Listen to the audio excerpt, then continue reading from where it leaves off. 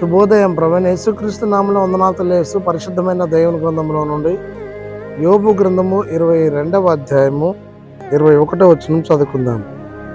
ఆయనతో సాహసం చేసిన యెడల నీకు సమాధానము కలుగును, అలాగున నీకు మేలు కలుగును. ప్రార్థన చేసుకుందాం. పరిశుద్ధుడా, ప్రేమ కలిగిన తండ్రి, వందనాలు స్తోత్రములు చెల్లించుకుంటూ వాక్యము ధ్యానిస్తుండగా మీ సన్నిధి మాతో ఉంచి నడిపించి దీవించమని, ఆన్లైన్లో వీక్షిస్తున్న వారిని కూడా దీవించి ఆశీర్వదించమని యేసే నామంలో ప్రార్థించి అడిగి వేడుకొంచున్నాము తండ్రి, ఆమేన్. దేవునితో సావాసం చేస్తే దేవుడు మేలు చేయగలిగినటువంటి ప్రభువై ఉన్నాడు. ఆయనతో సావాసం చేసిన యెడల నీకు సమాధానం కలుగును అనే భక్తుడైనటువంటి యోబు గ్రంథములో మనం చూడగలం.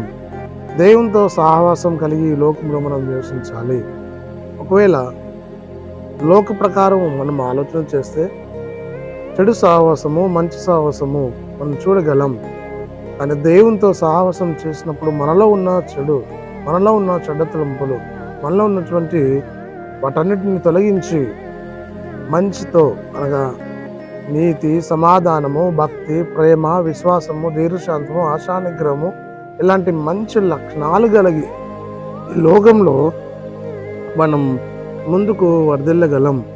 అంత మాత్రం కాదు, కానీ దేవుని వాక్యములో అలాగున నీకు మేలు కలుగును, మేలు కలుగుతుంది.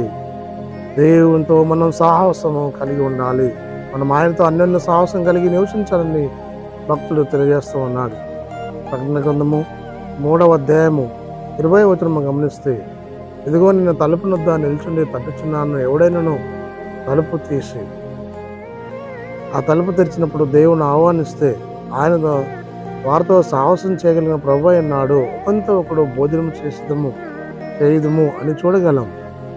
కాబట్టి ప్రియ సహోదరి సహోదరుడా, ప్రభుతో సాహసం కలిగి ఈ లోకంలో జీవిస్తూ దేవునికి మహిమ తెచ్చేవారిగా ఉండినట్లు పరిశుద్ధాత్మ దేవుడు మనకు తోడేయండి, నడిపించి దీవించి ఆశీర్వదించినగాక.